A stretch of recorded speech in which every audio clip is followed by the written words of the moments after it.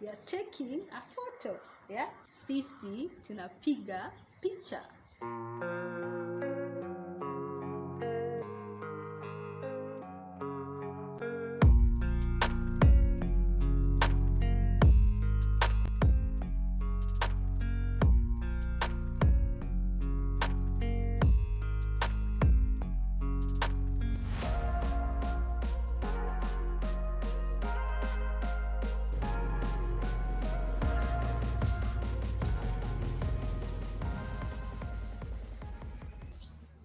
Jambo, hello, welcome to my channel. This is Naomi and today I'm grateful to talk to you again.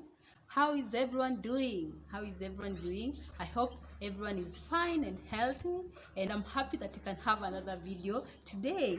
So today we are going to learn how to make sentences in Swahili. So this video was requested by Godwin. Godwin, thank you so much for watching. Thank you so much for your comments. Thank you so much for your support. And thank you so much for learning Swahili. So I hope this will be a helpful video. So enjoy. And everyone else, welcome and let's enjoy. Let's learn Swahili together. Karibu sana. Welcome. Karibu sana. So, when forming Swahili sentences, you will start with a pronoun, personal pronoun, or a noun. We learned about personal pronouns previously. So there is mimi, which is I, wewe, which is you, yeye, which is he or she, sisi, which is we, Ninyi, which is you, but in plural you, yeah? Then we have wow. Wow is they, which is plural for he or she, which is yeye, wow. So about nouns you can use mama, mwalimu, mwanafunzi. You can use any noun at the starting point. We'll see how to use that when forming sentences. Our second part in forming Swahili sentences, we have subject prefix. So for subject prefix, ni goes with mimi. Subject prefix ni goes with mimi. Then subject prefix u goes with wewe. U goes with wewe. Subject prefix a goes with yeye. Subject prefix tu goes with sisi. Subject prefix tu goes with sisi. Subject prefix goes with Ninyi. Subject prefix goes with Ninyi. Then subject prefix wa goes with wow. So that means when you want to use mimi, you have to use with ni, the subject prefix ni. And when you want to use sisi, you'll have to use the subject prefix tu. You'll see in the sentences we'll be making. The third part in forming Swahili sentences is tenses. So we'll talk about 4 tenses as follows. Past tense, which uses li. Past perfect tense, which uses me. Past perfect tense, which uses me. Present tense, which uses na. And lastly, future simple tense, which uses ta. So it is li, me, na, ta. You will see in the sentences we will be making.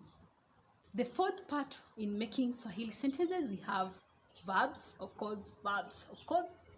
We've learned about several verbs and we'll be using them here or new ones. So be ready to learn more verbs.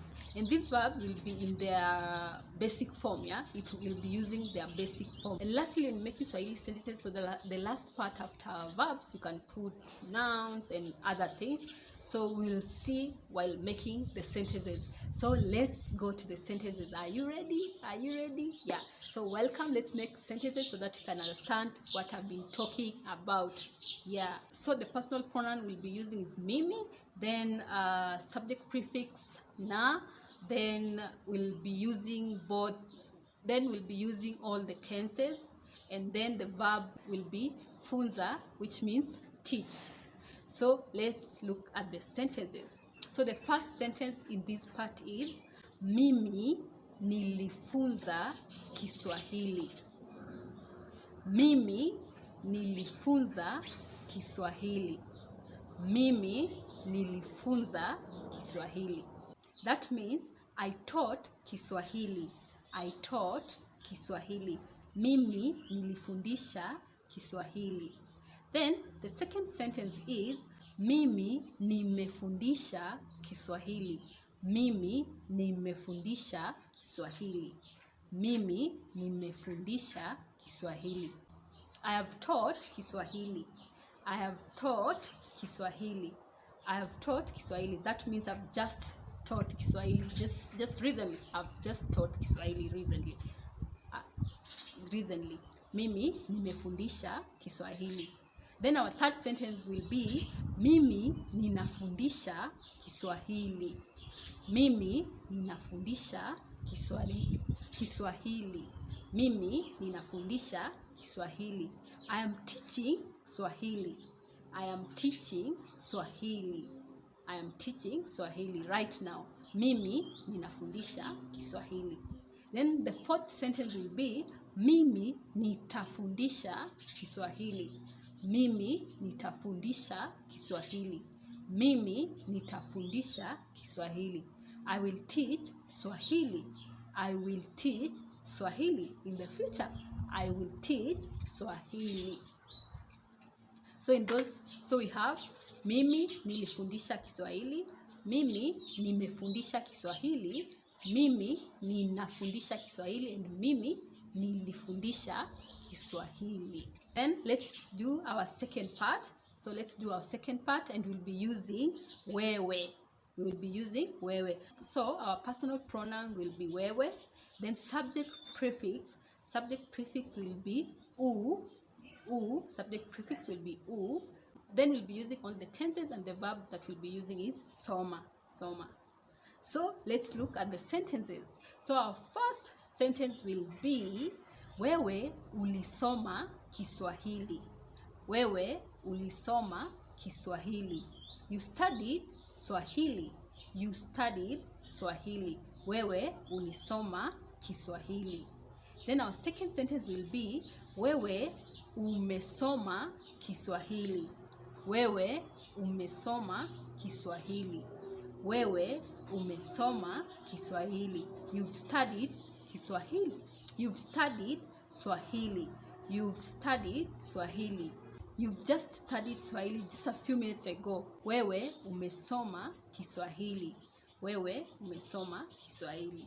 Our third sentence will be wewe unasoma Kiswahili.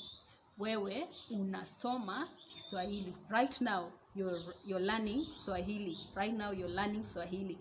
Wewe unasoma Kiswahili. Wewe unasoma Kiswahili. So right now wewe unasoma Kiswahili. You are studying Kiswahili. Our third sentence in this section will say wewe utasoma Kiswahili. Wewe utasoma Kiswahili. Wewe utasoma Kiswahili. You will study Swahili. You will study Swahili. Wewe utasoma Kiswahili. Wewe utasoma Kiswahili. So our third part we will be using yeye. Yeye, which means he or she. So yeye. So the personal pronoun will be yeye. Then our subject prefix will be a. Then we'll be using all the tenses, present, past, future. And the verb that we'll be using is pika. Pika means cook. Kupika, to cook. Kupika, to cook, so pika. So let's look at the sentences. So the first sentence is Yeye alipika chapati. Yeye alipika chapati. Yeye alipika chapati. Chapati is a very delicious food made from wheat. I hope you've tried chapati. So Yeye alipika chapati. Yeye alipika chapati. That means he cooked. Okay, he made. Okay, that means he cooked. That means he cooked chapati. He cooked chapati, or she cooked chapati. She cooked chapati, or he cooked chapati. Yeye alipika chapati. Our second sentence will be Yeye amepika chapati. Yeye amepika chapati. Yeye amepika chapati. He has cooked chapati. He has cooked chapati, or she has cooked chapati. She has cooked chapati. Just a few minutes ago, she has cooked chapati. Our third sentence will be Yeye anapika chapati. Yeye anapika chapati. Yeye anapika chapati. He is cooking chapati, or she is cooking chapati. Yeye anapika chapati. She's cooking chapati, or he's cooking chapati. So in this section, we can also use nouns instead of pronouns. We can also use nouns instead of pronouns. For example, we can use the noun daktari. Daktari. Daktari means a doctor. And we'll use subject prefix still a. Then we'll use all the tenses. And then the verb that we'll use is tibu. Tibu. Tibu or kutibu is to treat. Kutibu is to treat. So that's the verb that we'll be using. So the sentence will be daktari alimtibu mgonjwa. Daktari alimtibu mgonjwa. Daktari alimtibu mgonjwa. The doctor treated the patient. The doctor treated the patient. Daktari alimtibu mgonjwa. Then the second sentence will be daktari amemtibu mgonjwa. Daktari amemtibu mgonjwa. Daktari amemtibu mgonjwa. The doctor has treated the patient. The doctor has treated the patient. Just a few minutes ago, the doctor has treated the patient. Our third sentence will be daktari anamtibu mgonjwa. Daktari anamtibu mgonjwa.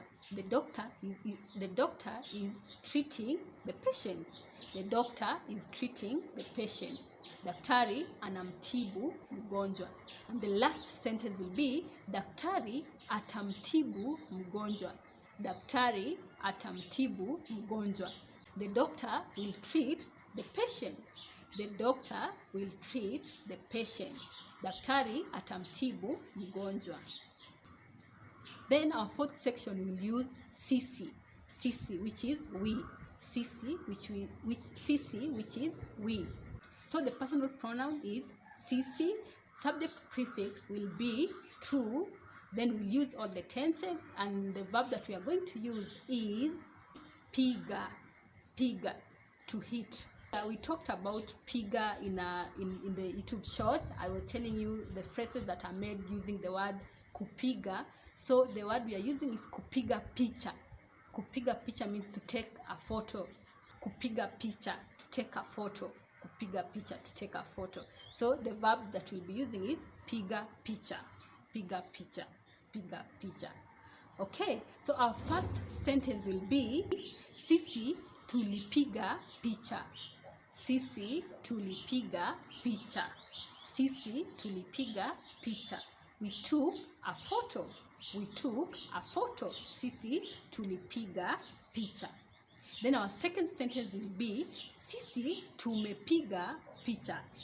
Sisi tumepiga picha. We've taken a picture. We've taken a picture. Sisi tumepiga picha. Then our third sentence will be sisi tunapiga picha. Sisi tunapiga picha. Sisi tunapiga picha. We are taking a photo. We are taking a photo. We are taking a photo. Yeah? Sisi tunapiga picha. Sisi tunapiga picha. We are taking a photo. Then the fourth sentence will be sisi tutapiga picha. Sisi tutapiga picha. Sisi tutapiga picha. We will take a photo. We will take a photo. We will take a photo. Sisi tutapiga picha. Our fifth part, we will use ninyi. Ninyi. Ninyi is you in plural. Ninyi is you, but the plural you. Ninyi is you, but the plural you. Ninyi. Ninyi. So, ninyi is the personal pronoun. Then, subject prefix will be Subject prefix will be Then we'll use all the tenses that we've been using. And the verb that we'll be using is imba. Imba or kuimba, to sing. Imba or kuimba, to sing. So let's go and make sentences. Let's go and make sentences. So the first sentence we will say, Ninyi mliimba vizuri. Ninyi mliimba vizuri. Ninyi mliimba vizuri. You sang well. You sang well. Ninyi mliimba vizuri. You sang well. Then our second sentence will be Ninyi mmeimba vizuri. Ninyi mmeimba vizuri. Nyinyi mmeimba vizuri. You've sung. You have sung well. You have sung well. You have sung well. Nyinyi mmeimba vizuri. Our third sentence will be Nyinyi mnaimba vizuri. Nyinyi mnaimba vizuri. Nyinyi mnaimba vizuri. You are singing well. You are singing well. You are singing well. Then our fourth sentence will be Nyinyi mtaimba vizuri. Nyinyi mtaimba vizuri. Nyinyi mtaimba vizuri. You will sing well. You will sing well. Nyinyi mtaimba vizuri. Then our sixth part, we will use wow. Wow. Wow is they. They. Wow. So our personal pronoun is wow. Our subject prefix will be wa. Wa. Wa. Then we'll use all the tenses that we've been using and the verb that we are going to use. And the verb that we are going to use is enda. Enda. Enda is to go. To go. Enda. Enda. So let's look at the sentences.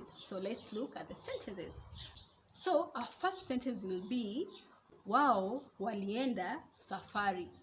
Wao walienda safari. Wao walienda safari. They went for a journey. They went for a journey. Wao walienda safari. Then our second sentence will be wao wameenda safari. Wao wameenda safari. Wao wameenda safari. They have gone for a journey. They have gone for a journey. They have gone for a journey. Then our third sentence will be wao wanaenda safari. Wao wanaenda safari. They are going for a journey. Wao wanaenda safari. Wao wanaenda safari. They are going for a journey. They are going for a journey. Wao wanaenda safari.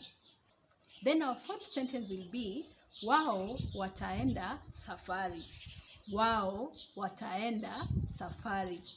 Wao wataenda safari. They will go for a journey. They will go for a journey. Wao wataenda safari. So in this section, you can also use nouns instead of pronouns, you can also use nouns. And I think you can hear so many birds around. You can hear them singing. It's morning, so they are enjoying the sun and the good weather. So we can make an example. So birds in Swahili are ndege, ndege, ndege. We will use the subject prefix wa, wa. So the verb that we'll use is imba. Let's use imba because they are singing. They are singing, yeah? The birds are singing, yeah? So let's use the verb sing, yeah? Let's use the verb imba. We've just used it previously, but let's use it again. So let's say, so the first sentence will be ndege wali imba. Ndege wali imba. Ndege wali imba. The birds sang. The birds sang. Ndege wali imba. Then our second sentence will be ndege wame imba.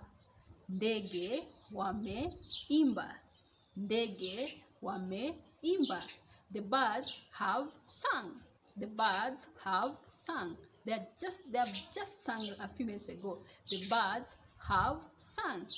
Then the third sentence will be ndege wana imba. Ndege wana imba. You can hear them singing, right? Can you? Yeah. Ndege wana imba. Ndege wana imba. The birds are singing. The birds are singing. Our fourth sentence will be ndege wata imba. Ndege wata imba. The birds will sing. The birds will sing. Ndege wata imba. Ndege wata imba. The birds will sing. So in future we will make sentences with other noun classes so that you can see how it is. So I hope you're looking forward to the next classes, and I'm really happy for your support. I'm really happy for you studying with me. Thank you so much. So thank you so much for watching. Kindly don't forget to subscribe, to comment, to share, to like, and stay healthy, stay happy, and see you next time. Asante sana. Kwaheri. Kwaheri. Bye bye.